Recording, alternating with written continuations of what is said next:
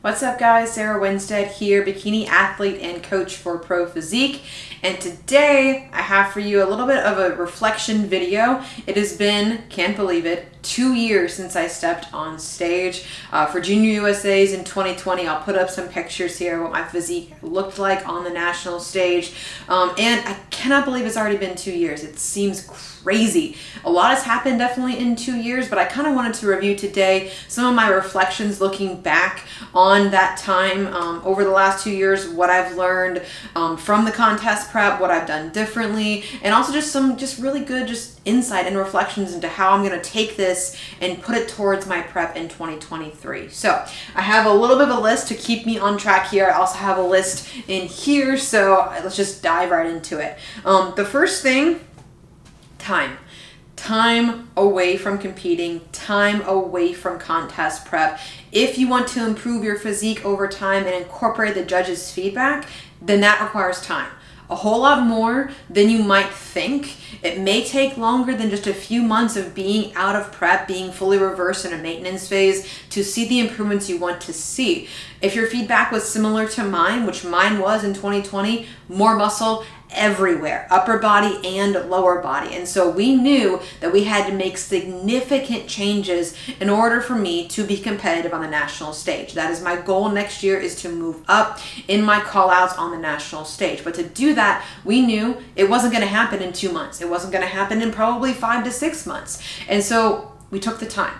We took the time to build the muscle mass. Building muscle mass takes a very long time to do, and it takes even longer the more you've been training, the more intentional you have been, just to create that stimulus for the muscles to grow and to change. And so we knew that that only is going to happen with time.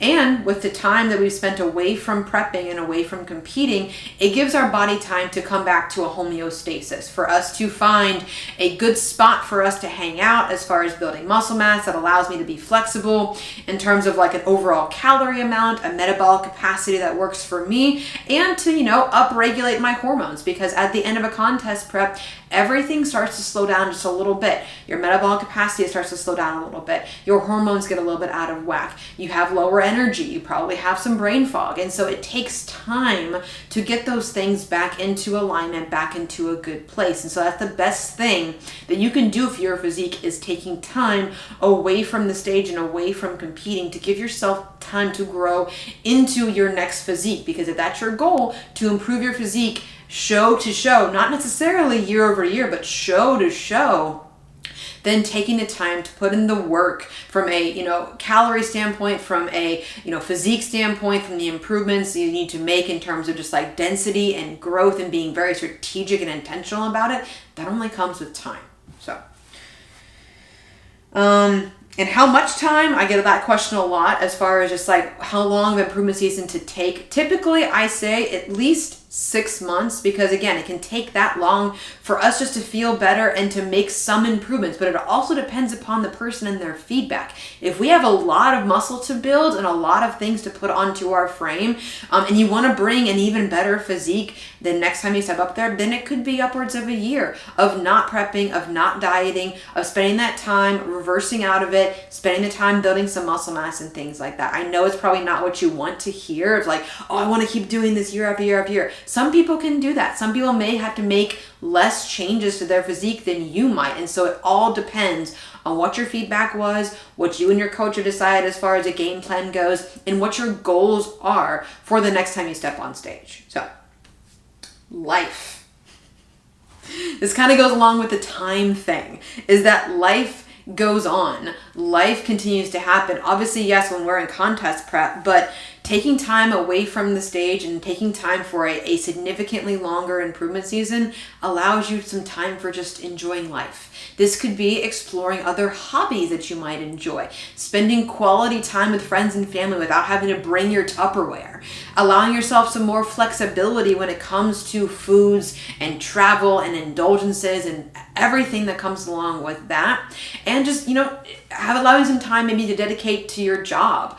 Maybe you want to make a job change. Maybe you want to make a move. Like I did both of those this past year, and I knew that I shouldn't probably be competing while those things were going on. I knew that I couldn't handle, from a mental standpoint, of changing jobs, of leaving my full-time job, being a full-time online coach, making that transition, as well as moving into our new house. I knew that I didn't want to be in contest prep when that happens. And so making those decisions, making those life decisions as well, and focusing on the other aspects of your life away from competing and away from prepping is something that you don't really get to focus on during prep, because prep does really consume your life. We get the prep goggles, the prep blinders on, because we have to dedicate so much of our time and our day towards posing, towards cardio, towards meal prep.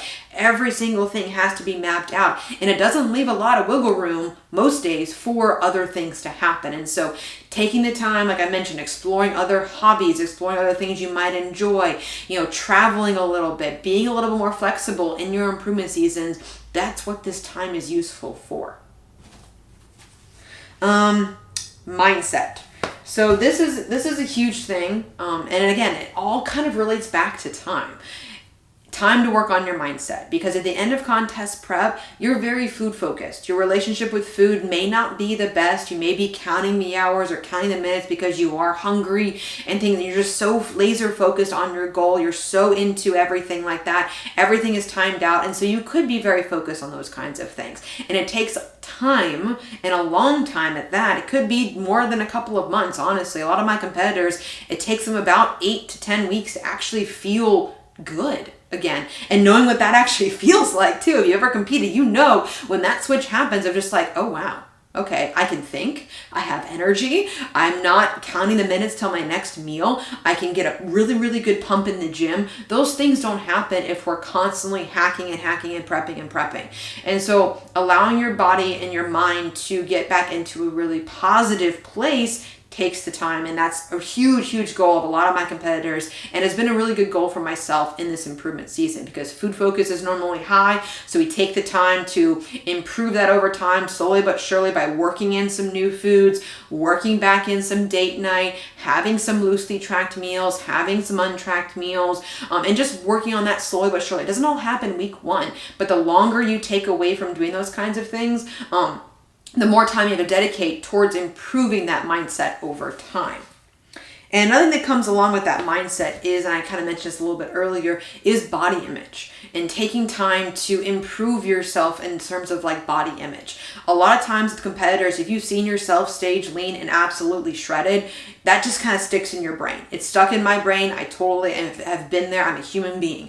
We see the striations, we see the massive ab lines, and just like every single feathering of every single muscle, and it's just like, oh wow, I want to stay here. This is really, really cool. But again, goggles are on. We don't understand when we're that deep in prep that this is not sustainable. A lot of us can see that, but that's also why we have coaches to say, no, we need to reverse out. We need to get you feeling better. And that can create sometimes a negative body image of ourselves when we see those lines start to go away, when we see that scale start to come back up to a more of a normal-ish range for us and our goals. And so it can be really hard, but taking the time away to work on that mindset, especially regarding your own body image and how you love yourself. That's something that I've worked on a lot in my improvement season, of loving myself in every single season. You can love yourself during contest prep. You can love yourself during improvement season, but you shouldn't tie your identity and your self-worth to, oh, I need to have the shredded abs and the striations and everything like that. If you're only happy, or you're happiest during contest prep, then it may not be the best thing for you in terms of just like, hey, mindset, we need to actually have body positivity in every single season. You can't just love the striations and love the abs and things like that. We need to love what our body is doing for us and be grateful for what our body is doing for us in every single season. Building muscle mass, dieting, maintaining life happenings and things like that, because we're not going to be doing this sport forever. There's going to come a point where I'm just going to be a fitness enthusiast. And that's going to happen at some point, and that's okay.